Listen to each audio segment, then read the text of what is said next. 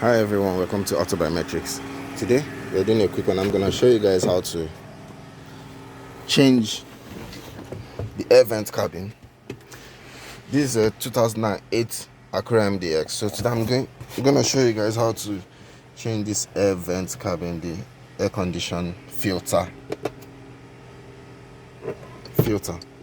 So it's a simple procedure. You just squeeze these ends of the glove box and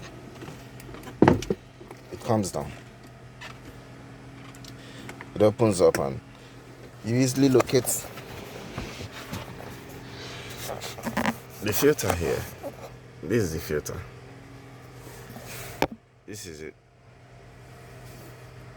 This is it. So you just squeeze this knob here on both sides and pull out this filter. It's a very simple process. Very simple process. So as you can see, this filter is more than dirty. This is horrible.